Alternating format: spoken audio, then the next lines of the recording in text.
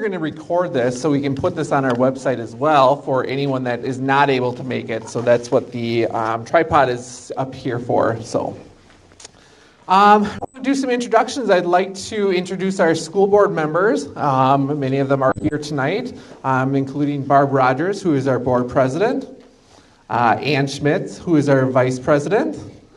We also have Patricia Qualman, who is our treasurer. She is not here, I believe. Chris Schley, who is our clerk. He was not able to make it. We have Chris Bennis, who is one of our newest members.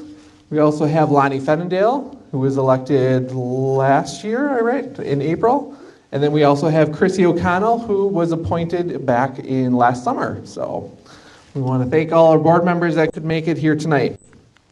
We also have our administrative team here tonight. We have Katie Servey, who is our elementary principal. He's over here. We have David Robertson, who is our middle school and high school principal. He's in the back. He was the one leading the tour. Katie Horn is our Algoma Venture Academy. This is the longest title, I think, but Algoma Venture Academy principal, Pathfinder principal, and director of the Pack of Pups Child Care. So she does many, many roles for us.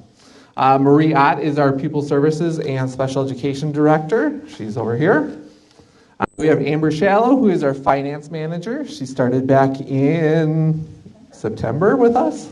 So we have Jesse Durst over here in the corner, who is our phenomenal technology director. And then myself, Jesse Brinkman, as the superintendent. So we also have some outside partners that have been working with us throughout this whole process. We have Eric Renez from McKinstry. We have Jim Theis, thank you, from Bayland Building. And then we also have Kevin Mullen from Baird Finances here.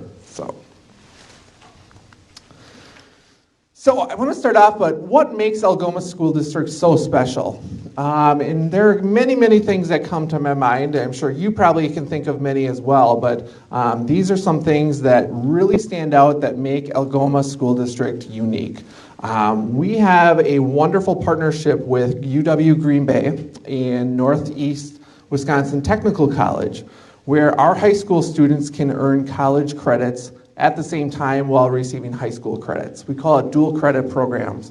Last year, we had about, I believe it was 180 some credits that our students earned, which was equivalent to $157,000 in tuition that families would have a cost or had to pay if their child was taking college level credits. It's at a very much reduced cost.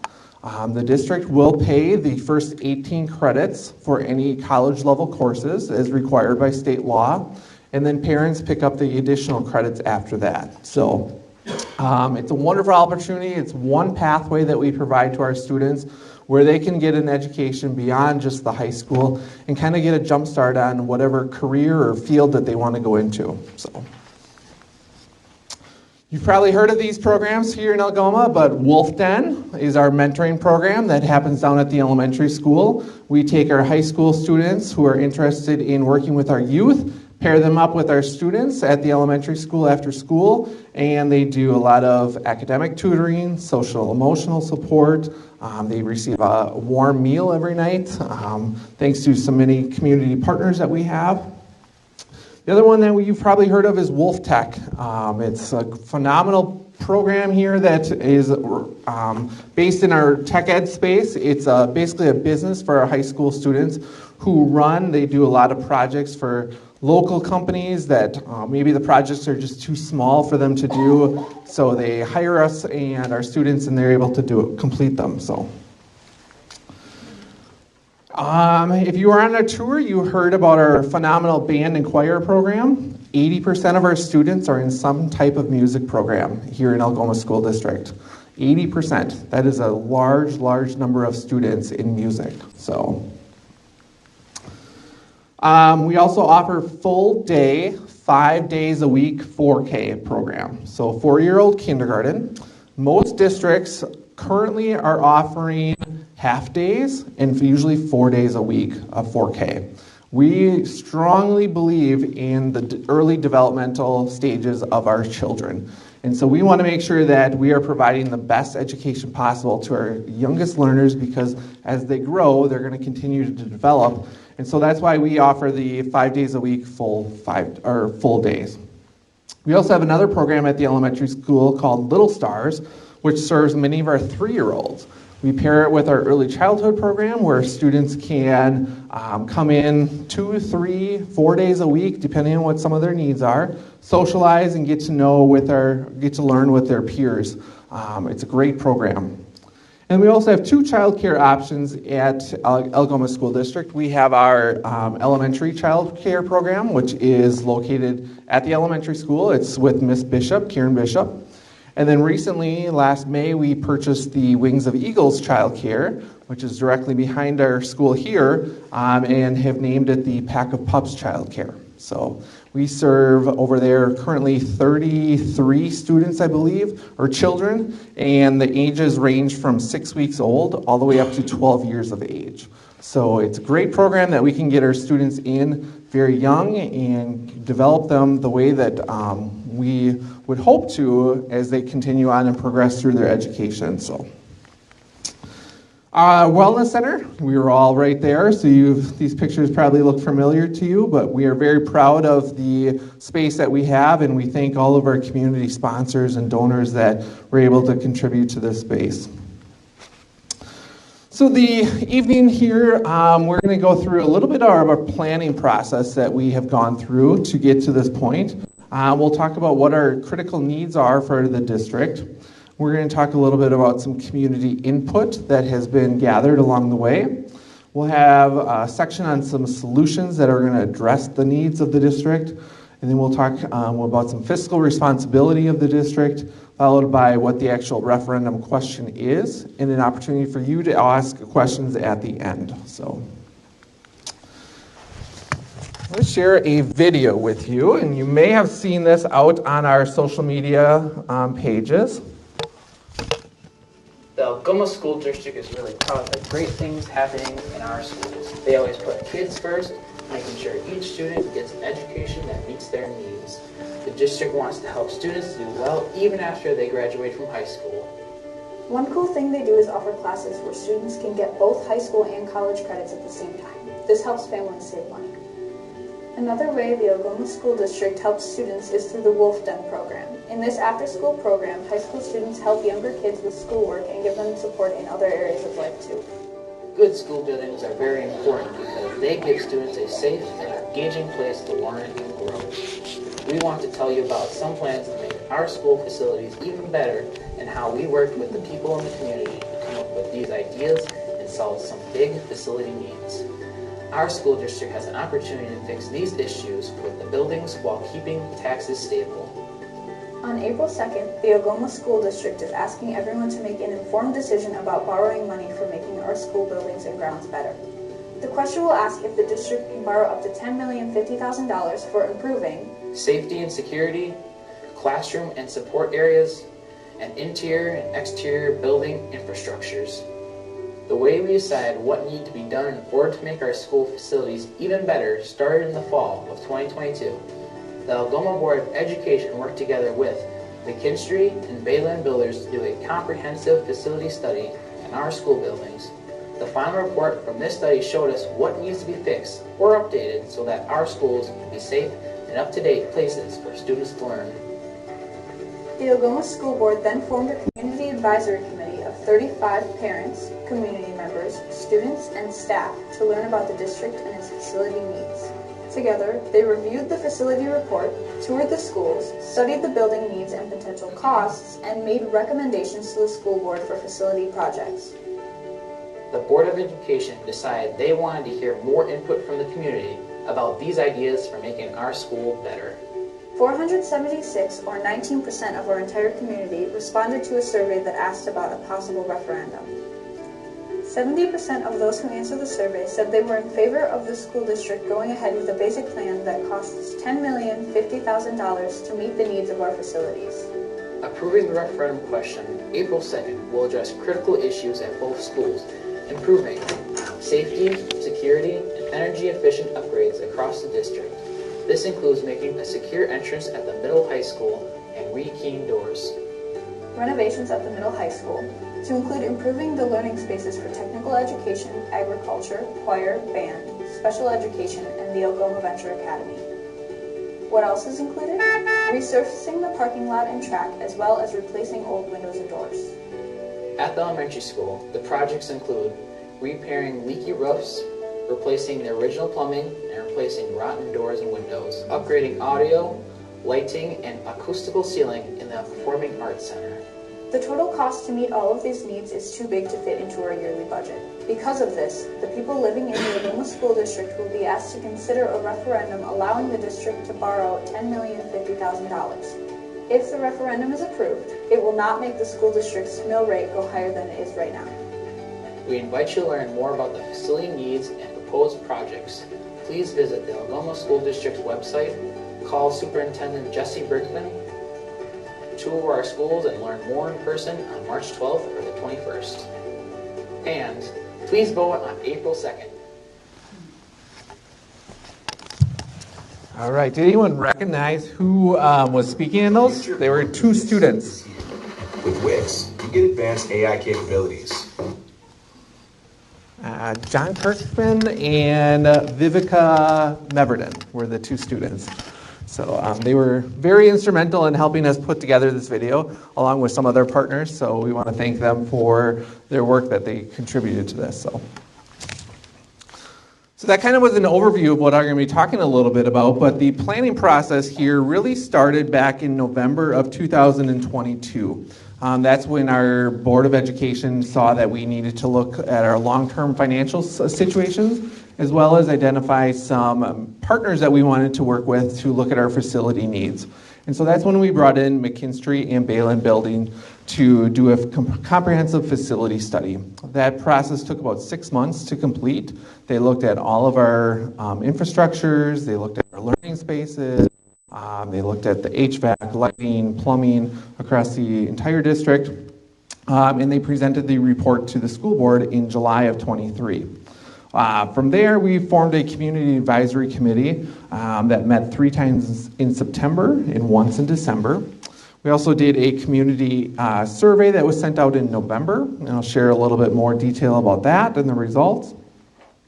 And then the board ultimately moved forward in January on a resolution to move forward with the referendum. So based off of the facility study that was completed, these are some of the needs that we came across and needed. So we needed to really look at our educational spaces and make sure that they are enhanced so they can provide the best education to our students as possible. We needed to look closely at the safety and security across the district and within our classrooms. We knew that we had some aging infrastructure needs across the district, primarily the plumbing and the roof at the elementary school. And then we also needed to look at some storage in our gymnasium at the elementary school. If you've ever been in the gym, it's a wonderful space, but the only storage room in the gym is it's a closet basically off the gym. And so that is all we have for storing all of the gym equipment. Our track, as we mentioned on the tour, needs to be resurfaced. The parking lot here at the middle school and high school, increased some energy efficiency needs across the district, looking at our lighting. And then at the Performing Arts Center, the audio and lighting system is currently running on an analog system. And then the last item that we came across as an area of concern is the lack of mobility for many of our students who have disabilities on the playground, which really limits them to being able to socialize and play with their peers.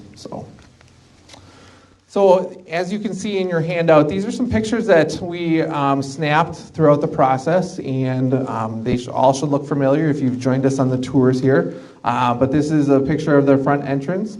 Again, it's lacking that security. So again, visitors or parents who come into the front doors have access into the entire building if another student or a staff member is going into the office, because those doors are going to be open at that time. So this is a picture of our band and choir room. Like I said, 80% of our students are in band and choir, so you can imagine the amount of space that is required for that number of students. The chairs, the music stands, the equipment that all goes into it. The space just doesn't accommodate the number of students that are in the program. Some restrooms. This is the male's restroom, which is over by the cafeteria. You can see that they are outdated. This one actually is ADA compliance. Whoops, sorry, I went forward. Because you can see where the symbol is for the push button for the wheelchair access. That is the only restroom that we have in the building right now that is ADA accessible. So, this is a picture of a window from our art room, which is literally right around the corner here. It's taken from on top of the roof, and you can see how the wood has just rottened away, and so you can actually stick your hand directly into that window. That's how bad that wood is right now. So, these are pictures of our Algoma Venture Academy, or charter school, AVA. Again, they're split between 3 different areas throughout the building. You saw that on the tour, the 2 spaces. The third one is directly right next door here. They have a space here that they use as a meeting space. So being split in 3 different areas in the building, we would like to give them a dedicated space where they can all gather. These are some pictures of our tech ed space. So you can see the classroom and then the metals shop area. We're excited to announce, I don't know if Mr. Robertson spoke about the ag program that we're going to be starting here in fall, but we need to come up with an ag lab space for our students.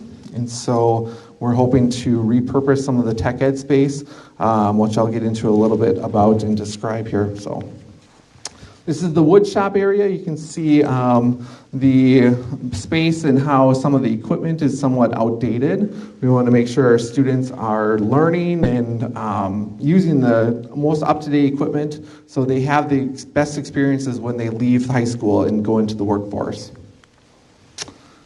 Track. Mr. Durst is one of our track coaches. What kind of condition is our track in right now? Very poor condition. Very poor. Would you consider the holes throughout the track, would you say? There's cracks. Cracks? Mm-hmm. Obviously uneven surface. Uneven. So it's obviously a safety concern because when our students are practicing, when we have meets, we have what, 4 meets a year here? Well, this year we got 4. This year we have 4 meets. So when students are coming out and they're running on the track, I'm always concerned that someone is going to injure themselves when they're on that. You can see our parking lot. These are 2 pictures that were taken directly outside the main entrance here at the middle school and high school, the large potholes that we often try and dodge. And then this is some pictures of the elementary school. So this is a communication board that we have on the playground. This was put in through a generous donation of a alumni of a former Algoma graduate who has a son that has a disability. He's autistic and is nonverbal. And he gave us a large amount of money and said, please use this for something to enhance your special education program. So we formed a team and we kind of thought, what could we use this money? What would be the best use of it? We came up with the idea of a communication board. And what this is a bunch of different pictures relating to playing on the playground. So students can go up to it who are nonverbal or who lack maybe some communication skills and just tap the pictures and communicate with their friends or their peers or maybe a staff member so they can say, will you come swing with me? Or if they're talking to a staff member and say, I am hurt, I need a Band-Aid. So it's very, very comprehensive. We also have it bilingual, so it's in Spanish as well. But what do you notice underneath it? Wood chips. So when we have students in wheelchairs, when we have students who maybe are a little unsteady on their feet, they're not able to go up and use this communication board or access any of the playground equipment as well. So they can't go on the swings, they can't go on the slides without having to be carried, basically. These are some pictures at the elementary school of some plumbing. These pictures were taken in Miss Robinson's room, which is a 2nd grade classroom in the oldest part of the building. It's on the 1st floor. She has a closet that's attached to her room, and these pipes are in there. Anyone know how old the building is? 1934? Close. 32? 1930. So it makes it 94 years old. That building is 94 years old. These pipes are original to that building. So these cast iron pipes, you can see how the tops of them have just kind of rotted away. Not only are they leaking, but there's a terrible odor that comes from it, sewer odor. And so, like I said, if these are in the classroom, basically our students and our staff are experiencing that every day. And if you were on the tour last week, you got to experience that yourself. So. These pictures are some water damage from our leaking roofs at the elementary school. This is in the gymnasium, and this is one of our classrooms. And you can see how the water has not only damaged the ceiling tiles, but also the walls itself. Picture of our Performing Arts Center. So these are our current lighting and our sound system you can see. We have a wonderful space, and we're very, very proud to have this as a district, but I'm sure you've been to many concerts or musicals, and it's very hard to hear our students at times. And that breaks my heart because our students put in so much time and energy in practicing, rehearsing, but they can't give the performance that they really, truly would like to do because we just don't have the proper system. It's just so outdated. So I want to talk a little bit about some community input that we have gathered throughout the process. We formed a community advisory committee that was made up of 35 community members. We had parents, grandparents, local elected officials, business owners throughout the community, and we met 3 times in September. The purpose of the meetings in September was to review the facility study that was completed. They toured both of the buildings. They looked at our financial needs across the district, and they also looked at how does our community use our spaces. So how is our wellness space being used by community members? Are we using our gymnasiums on the weekends and those types of things? From there, they made some recommendations that went to the full school board for consideration. We also looked at some more input from the community through a survey that was sent out in November to all taxpayers. We had about 466 respondents come back, which was equal to about 19%, which we were very proud of. It's actually somewhat high for doing a survey like this. And the survey showed that we had 69% favor of either definitely yes or probably yes moving forward with the base plan. The survey also asked 2 additional questions about an indoor practice facility for softball and baseball to be built, as well as a bus garage to be built. And you can see how those percentages came out quite a bit lower than the base plan. So the board considered this, took this input, and decided not to move forward with these 2 options on the referendum. So the referendum question is only addressing this base plan, which I'll talk a little bit about what those solutions are. I'm going to turn over to Amber Shallow. She's our finance manager, and she's going to talk a little bit about the fiscal responsibilities. Thank you, Jesse. You want the clicker? Yes, please. There you go. Okay, so the school district tax levy is made up of 3 parts. The first part is the operating levy that takes care of the operations of the district. So it'll be the teacher's wages, the regular day-to-day maintenance, and that is set by the state for the most part. So the state comes in and says, you can have this much money, we're going to give you this much aid, and the rest can go on the taxes. Now, the school board does have a little bit of control over how much of that they take, but only to the extent where we still need to operate.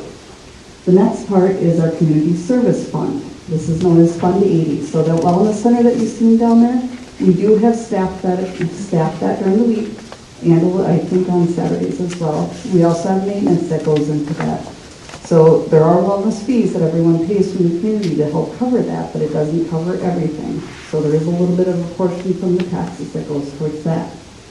And then the last piece, which is why we're all here tonight, is referendum debt. So this is the portion that the voters vote on. When you need to take out a loan for a car or your house at home, you can go and do that. A school district cannot. They can only borrow up to $1 million without voter approval. After that, the voters have to tell us yes or no. We currently, this year, added $802,500 to the tax levy to cover those debt payments. With this referendum, if it is approved, estimated payments for that debt are going to be right around that $800,000 mark. So we're getting to that point where the debt we have now is going to be paid off in just a couple of years. We have one more small portion to add to next year's tax levy, equal to about $300,000 to $400,000. So our first annual payment for the new debt, if it's approved, we would have a smaller payment that first year, and then in the following years we'd be paying closer to that $800,000.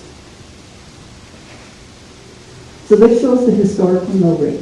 We find our mill rate by taking the total levy divided by the equalized value in the district. There are 5 municipalities that make up the school district: City of Algoma, Town of Lincoln, Town of Pierce, Town of Amity, and Town of Casco.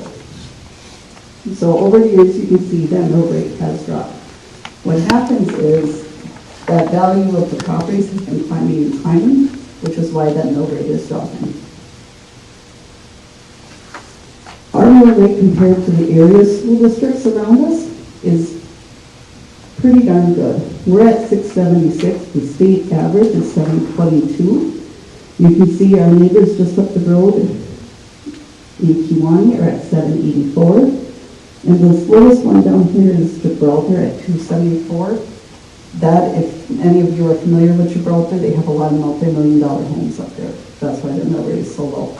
They actually just approved the referendum, so their mill rate's going to be going up a little bit. So what is this going to do to our mill rate in the future? We are expecting it to be stable. There is a little bit of control that the school district has to adjust annual payments on debt service and the community service fund to help kind of alleviate any bumps in the road. So one of the examples of how they've done that in the past is the debt payment might have been only $500,000, but the year before was $800,000. So they borrowed another $800,000 and either paid off some debt early that had payment due, or they can put it in the savings, earn a little bit of interest on it. So the next year they don't have to borrow as much to make that next payment.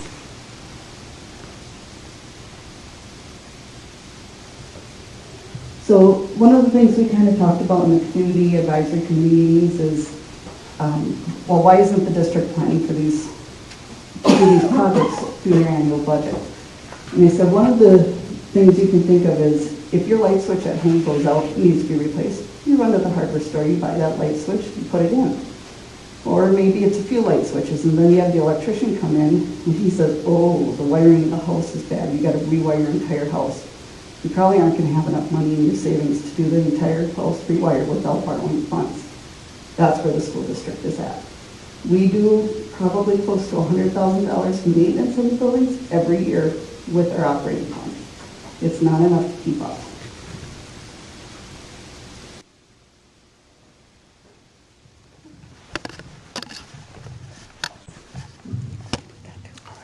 Thank you, Amber.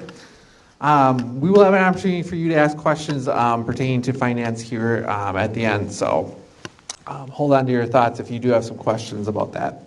So we get into some solutions that we have come up with that address the needs that we just spoke about and showed you the pictures of. So again, at the base plan, that $10,050,000, these are some solutions that we are proposing at the elementary school that would be included in this cost. First and foremost is replacing the failing sewer and the leaking roof at the elementary school. That needs to be done immediately because for our students and our staff to be able to experience that every day, it's not fair to them. So the other items that are listed or bulleted here are in no particular order. So I don't want you to think that they're of any importance, but these are just other items that we will be all included in the base plan. So these are all part of this project. The Performing Arts Center, we would upgrade our lighting and sound system to a digital system. We've already been having some conversations in prior years with some companies and gotten some quotes on it. So we'd be updating that as well as some ceiling tiles to make it more acoustical. The playground, I spoke about how the wood chips are currently under the equipment. We would be looking at putting in a rubberized surface. So it's a soft rubberized surface, very similar if you've ever been to Miracle Field in Green Bay, where students with disabilities play baseball. It lasts a good, how long did you say, Jim? Like 10 to 15 years. 10 to 15 years, so we'll get a good life out of that. It's safe for students if they do fall off the equipment, and it allows students in wheelchairs to be able to access the equipment as well. Here at the middle school and high school, we would look at creating a secure entrance. So we would be putting an additional wall in that front entrance there that would funnel all of our visitors and parents directly into the office. When they get into the office, they would complete a background check by presenting their ID using that Raptor system. It automatically prints off a visitor ID badge with their name, with the date on it. They stick it on their jacket or their clothes, and then they're able to access the building. So. Then we will also want to relocate some spaces, some educational spaces here at the middle school and high school to enhance those educational needs that we talked about. So we saw the band and choir room where they currently are. That is going to get shifted down to where some of the tech ed space is, specifically the wood shop. The existing band and choir room is going to become the dedicated Algoma Venture Academy or charter school space. The tech ed space then would get shifted down to where Algoma Venture Academy currently is. We would develop an ag lab classroom back in the metal shop as well, because it's got that large garage door there. We can bring equipment in and out easily for our students to work on. And then lastly, we would be adding that special education classroom where the AVA space currently is right now. We would be resurfacing the track, putting a rubberized track in. We'd be replacing all of the inefficient windows and doors here at the middle school and high school. And then we would be remodeling the restrooms that are not ADA compliant. Some things that would be happening across the entire district, we would be looking at doing some network updates for improved internet access and communications. We would be rekeying all of the interior and exterior doors in across the district. We've had some wonderful volunteers and coaches that have worked with our students over the last couple of years. They give a lot of time and energy. They're often given a key when they sign up to work with our students. Not all of those keys have been returned. So it's hard to judge who really has access to our buildings. So a fresh start would really be a benefit to our district from a safety standpoint. Then we would do some energy efficiency upgrades, including some lighting and water conservation, and look at our walk-in coolers at both of the buildings. This is the actual referendum question that you will see on the ballot on April 2nd, or if you are doing early voting. It is on the back page of the ballot. I will want to make sure you're aware of that. I've heard from people that have already voted that they've missed the question because it's on the back of the page or the back of the ballot. And we are here. Opportunities for you to ask any questions now. And I'm going to also bring up some of our experts in a little bit too, so I may, depending on your questions, may ask them to help respond to some of them. So, Jackie. A question about lighting upgrades and stuff at the PAC. Is there any energy efficiency aspects of that might reduce the operating costs with that, with the digital versus the analog equipment? Yes, absolutely. The current lighting system right now is, Dave, how old would you say it is right now? I'm not sure the age, but it's definitely, if you switch that over to LED, be a substantial energy savings, and also the cost of replacing the lamps in there is pretty significant, and that, I mean, LED isn't cheap, but the length of life that you would get from those lights would be a significant improvement in savings as far as energy, etc. Correct, and just being able to put the different films, the lighting colors in there, it's all done electronically now, instead of having to crawl up on a ladder, putting a new film in, which we currently have to do, reposition the lights. It can all be controlled by an iPad, basically. So, and if I was just going to say, we were touring the elementary last week, and the lights were on, and if you stood under there for 30 seconds, you could feel the heat coming off those lights. So when we've got students doing plays that are up there for an hour and a half, you can imagine how warm it gets, especially if you're in a costume. So,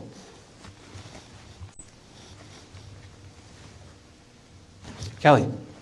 Yeah, with the 10 million, 50,000? whatever, how much of us, I'm going to say, how much of a slush fund is created in there? Because obviously all of these different things, there's a lot of different projects Right.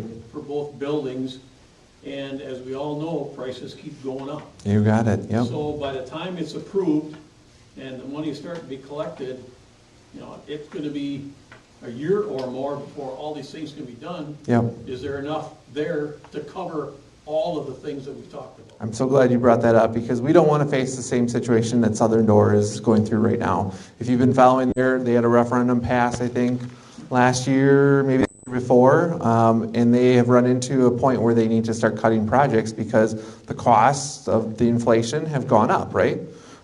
So I'm going to let our experts speak to that. I have an answer, but I want you to hear it from them. So who wants to come up first? Yeah, so to answer your question, nobody can predict the future, so when we were putting these together over a year ago, we actually did them out, so not just throwing numbers in the air. So we utilized current numbers at that point, and then we added what you would say inflation or some, additional monies to it. Now, does that cover everything? Nobody knows. I mean, right now, things are still high. Things could certainly drop, when the economy go and things start dropping by the time this would get passed. Because after, if it would get passed, there's about a 3 to 4 month design period just to get everything in. Then it goes out for competitive bid, which again, we used budget numbers. When we get competitive bids, we're hoping that helps bring those costs down. So although prices may be up, competitive bids might hopefully bring that back down.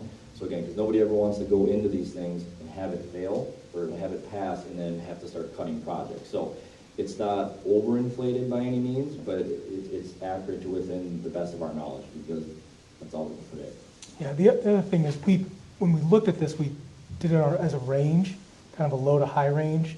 Obviously that accounts for types of different finishes or design details that you may want to account for, but that also kind of feeds into this approach to be very conservative with numbers. So, to Jim's point, the intent is that we're pricing things in a way that plans for that future cost. With those both answers, and thank you so much for clarifying. With those answers, though, and Jesse, you were talking about the different bullet points, that there is no particular order of priority. But if the bids come in higher than what we think, and the $10 million won't cover everything, do you have a progression of okay, we're going to do these 9 things, but these last 2, I'm sorry, but we can't do.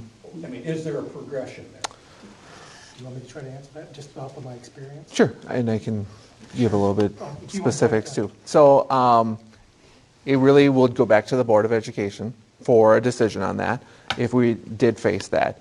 I can tell you, I don't want to speak for the board, but I think they really would strongly consider the input from the Community Advisory Committee because some of the work that we did, we had them rank the priority areas, and there were some things that showed very low priority that didn't make the list. And so the board said, nope, we're not going to include that.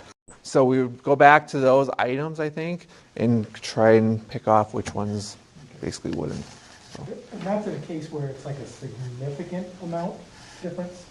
I think what most districts will do, if there is a difference in the actual versus the estimate, is then you make some decisions around the scope. You may decide, like in your home, you need a kitchen counter, you might go Corian or you might do laminate, right? I mean, it's just making those kind of decisions to make the cost fit the budget. Just because I want to at least jump in the conversation, but one other piece that's not obvious, but also would help in that situation. So when we borrow the money, the $10,550,000 is going to be available to the school district. You borrow it all at once. And that's just generally the way that these projects work. And it goes into the bank, and that borrowing it all up front is built into the tax levy. But while you're waiting for the project to be designed and for the project to be done, that's earning interest as well. And so that can add up to hundreds of thousands of dollars of additional income that is also available for project or to reduce debt service. It can't be used for anything else other than to reduce the borrowing or to enhance the project. And so, that's a piece, like almost the negative or mirror effect of that conservative budgeting, is that we know that we're going to have more than just the 10,000,050 as well. So, great question. So playing devil's advocate to what Kelly said, what if it all comes in under? Would more projects be done, or would you, actually, that's probably up for the board to determine as well, would it be, because, you could go and do more things that didn't make the cut, or? You can only use the money for two things. The projects as they're described in the question, specifically in the question, or to reduce debt service for which they were borrowed. So those are the only, the state law does kind of bind you in, and so that's really, those are your two options. So we can't use the extra money to give Jesse and Dave raises? As much as you want to, we'll have to find some other avenue. And I do want to kind of circle around to what Kevin was saying. Borrowing money and putting it in the bank and earning interest might kind of sound silly to some people, because most of your typical residents, when you go to the bank to borrow money, you're looking at 6-7% interest right now. That's not the way the municipal bond market works. Right now, municipal bonds are issuing right around 4.5% to 5%. You can earn 5.5% on a CD. So right now is like the perfect time for these things to happen for school districts and municipalities, because you can borrow the money at a lower interest rate than what you're earning on the money. So that will help us in the long run too. Rich? So can you, Amber in particular, explain why the 20 years and maybe not 10 for the borrowing? And then also, I still quite don't understand how the federal aid comes into play. So if you're borrowing that much money, are you cutting off your capability of the federal funds coming in? Because, I need to understand I think you need to explain that so everybody out here understands the whole concept of that, because you could be robbing Peter to pay Paul in some respects from how I see it, but I need to understand it a little better. So you and I have had this conversation before, so I know what you're getting at. That it's state aids, not federal. Okay, sorry. So the state looks at each district throughout the entire state and if they have debt or not.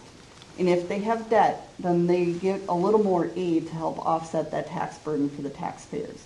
If we don't have debt, if this does not get approved, our debt's going to go away in the next year or so here. Our state aid amount is going to drop. We won't get as much as we currently do, which means then the portion that gets added to your taxes is going to go up. So we get some certain amount of money. It's like, think of it as a piece of pie. You can only fit so much in there. Whatever the state gives us, then the rest goes on the tax levy. So if the state gives us less, more goes on to the tax levies. If they give us more, less goes on to the tax levies. So that the amount that gets added to the taxes kind of fluctuates every year depending on how much money the state is giving out in those aids. What was the second part? So you don't, it never stays consistent. You don't know year to year how much aid you're You have a general idea, but it's not constant. Yeah, so if you don't mind, great absolutely. explanation. And so the way that the aid formula works, it's the state looks at the whole state, and they look at all the property value throughout the state divided by all the students throughout the state. And then they divvy up that pie of aid based on the dollar of property value behind each student. And so you share in that state aid formula. They basically dole it out. They determine what your percentage is. And then based on what you spend this year, operations and debt service is how much you get in aid the following year. So that multiplier, whatever that percentage is, times what you spent last year, is what follows through next year for aid. And so, as Amber alluded to, right now, in your aid formula is your operational amount, that pink bubble that she pointed to before, plus the $800,000 in debt. If you didn't have debt the following year, you'd have less aidable costs, which means you'd get less state aid. You'd also, your tax levy would go down because you wouldn't have the expense of it as well. It's another way of looking at it. For every dollar you spend, the state shares in that cost. Yeah, your taxes wouldn't necessarily go up. It just means it's not going to go down as much as you might think with that debt falling off. So why with the economy and the way everything's going, why not 10 years for borrowing That as was the opposed to difference. 20 years? Yep. So we could borrow for 10 years. That payment's going to be much higher. By borrowing out for 20 years, it makes that payment a little lower. That helps us smooth out the amount that gets added to your taxes year after year. So if we did a 10-year loan, it might be $500,000 that first year, maybe $1 million the next year. That's a huge range. And we don't want your taxes having this huge spike and then a huge drop either. So you build it out so that it's a little more level and it gets paid off over time. Now, as we get further into the debt, that $800,000, the payment might be a little bit less, especially if the interest rate that we're anticipating is a lot lower than we expected. So that means we can pay the debt off a little bit sooner, which is what happened with the last borrowing. And then I guess the other reason that it's spread out, beyond 10 years is because a lot of the projects that we're talking about here have a useful life that are probably longer than that 20-year period of time. But the state limits you to borrowing over a 20-year period of time. So that's the longest length that it can be. So it's really almost like a matter of equity. You want to make sure that the people that are using the benefit, having the benefit of these projects, are also sharing in the cost. So there will be people that will be sharing in the cost in 20 years that will also, be sharing the benefit of it. So they'll be enjoying all those cast iron pipes, even in 30 years. And so, that share will be, it's so that you're not overly burdening current taxpayers with something that's going to benefit future taxpayers on the capital side.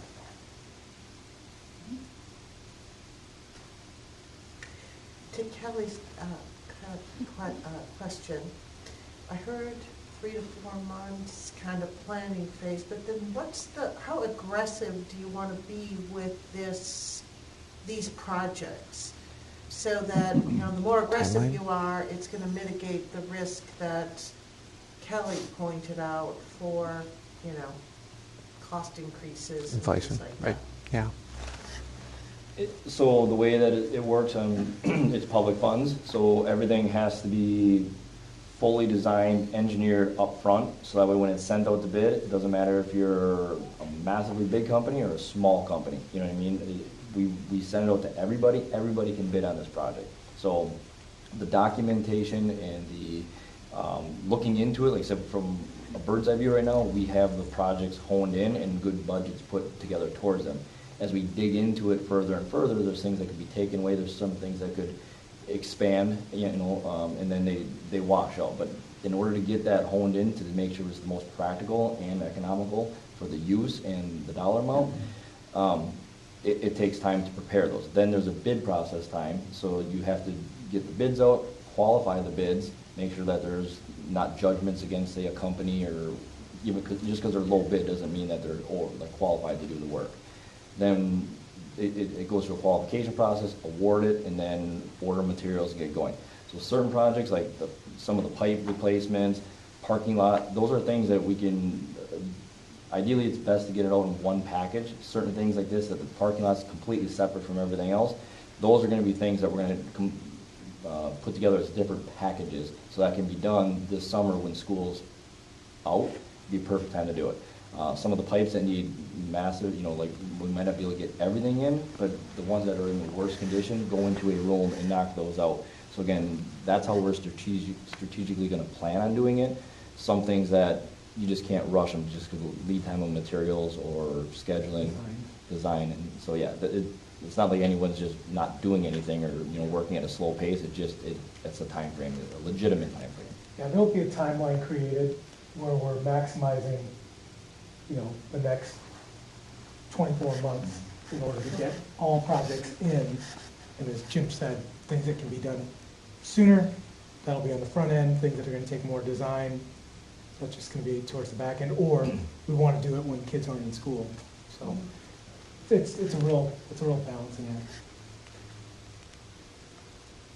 So is 24 months that kind of target for completion or high water mark? Or I threw that out as a it's not, we don't know. I would say no more than 36 for sure, because then there's some arbitrage, federal regulation, things that come into play with the borrowing. Okay, that's good to know. Thank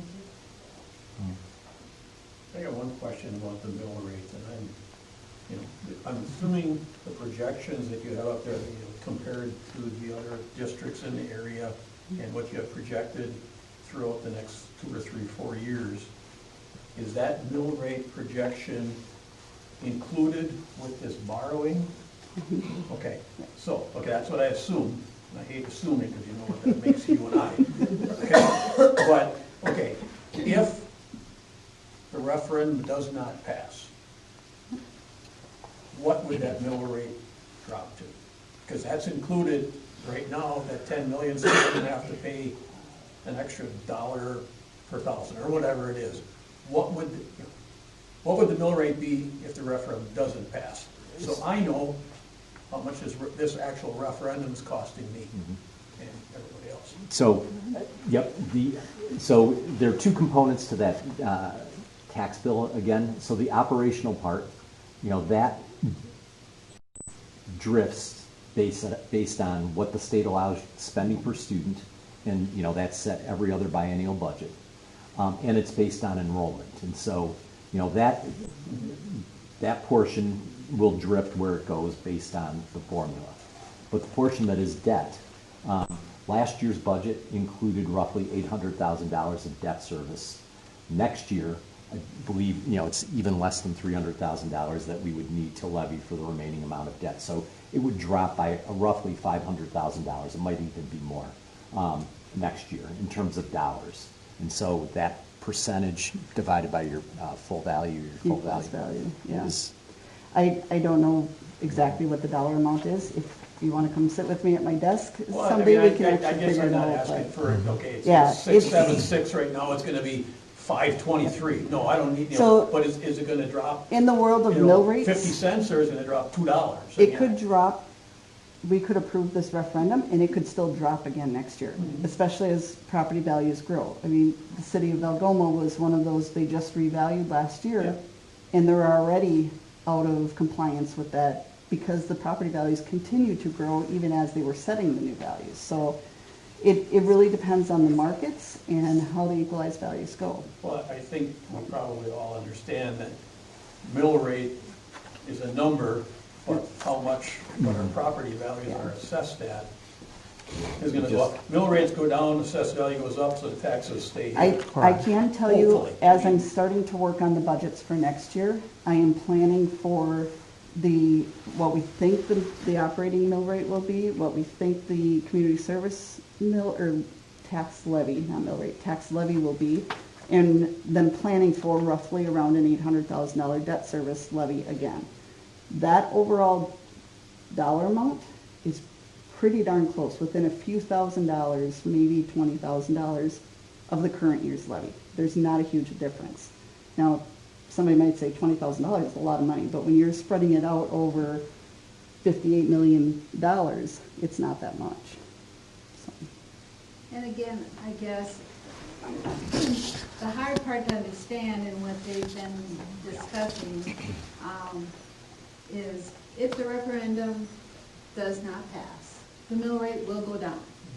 But that doesn't necessarily mean your taxes are going to drop because, as they explained, so will our state aid.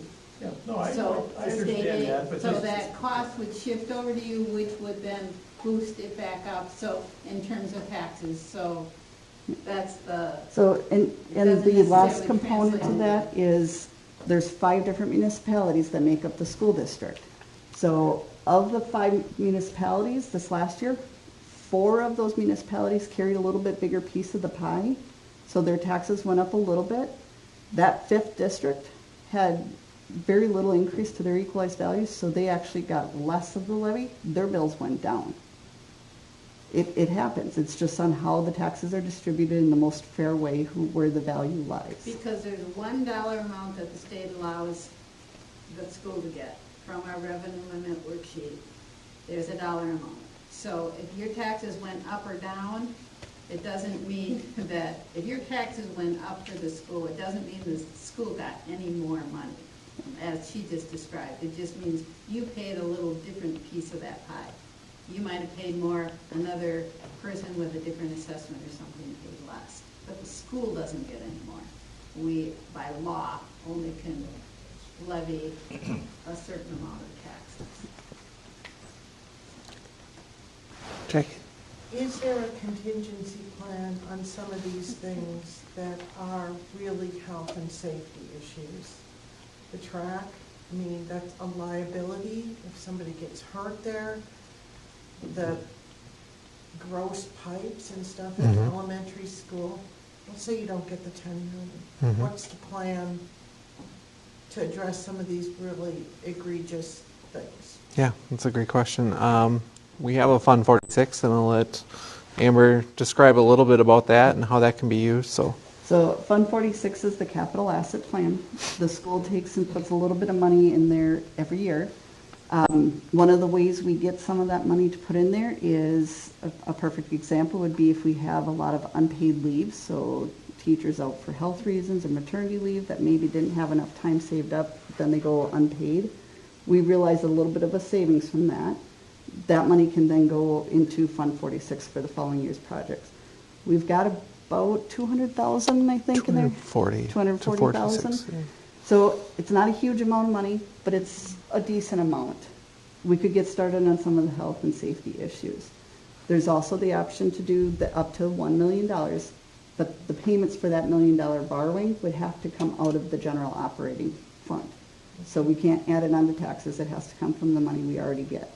So the school board would have to look at, okay, what do we absolutely have to get done? What's a health and safety concern that needs to be done right now? How much is it going to cost?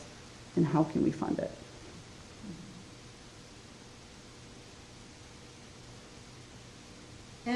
And as in one of our presentations, the person from the utility, I think it was the person from the utility. Remember, the water pipes are the same age at the elementary school as the sewer pipes. You know, so I mean, and there are certainly more issues, which I think some of our other board members, there's more issues on the roofs at the elementary school than we are addressing with this current referendum. I mean, we know there's always more things sort of booming, so we're trying to have a little bit of a rainy day fund, but obviously if the referendum doesn't pass, we will have to hit priorities right away. You're welcome. It's a good question.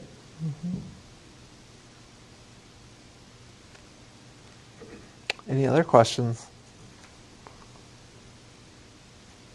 So everybody understands. Do you guys have anything else you wanted to share from your side? I don't think so. Just from our perspective, when we were brought in, again, looking at the needs, the initial discussion was putting band or egg out in a brand new building, doing a separate building or an addition to, which, again, we'll build new buildings all day long, I'm sure. But we looked at it as from a practical standpoint, and like how things were laid out. And the reason that we decided that we were actually able, by shuffling things around, there's adequate space here, it's just not laid out properly.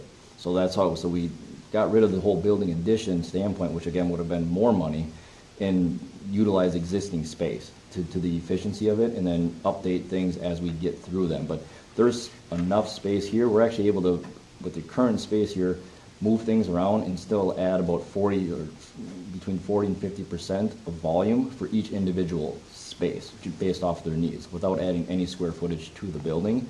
So just throwing it out there, I mean, there was a lot of planning in this, and we looked at it from every angle. So it is a very proactive plan to utilize existing utilities without just keep adding on building, which is more maintenance down the road. So again, we're not adding square footage, roof, anything like that. We're just utilizing what's here, and that was, again, something that we came up with, and it works. Kevin, do you have anything else? Offhand, no. No? Okay. All right. So, this is school. Can I give you some homework?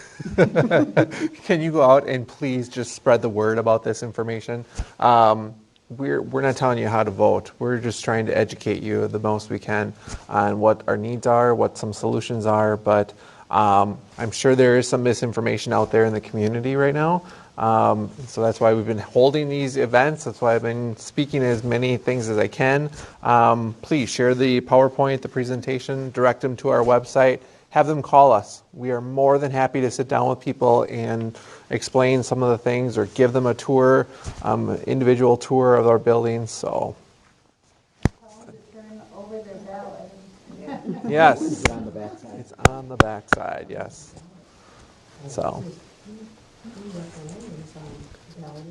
there are, yes. So there's 2 states, and then I think they're all in the back. They're all in the back? I think they're all in the back. It depends on what ward you're in. Yeah. You know, where that doesn't have anyone up, so that's also an issue. Just check it over. make sure you get the right ballot too, because if you live in town of Lincoln, you might get the wrong ballot. They should be, if you know that, but based off your address. But Town of Lincoln has both Luxembourg School District and Algoma School Yes. District. So. Casco, Pierce says Kiwani. Yep. Yeah, Pierce has Kiwani. Yeah. So, all right. Thank you, everyone. And give those clerks credit for running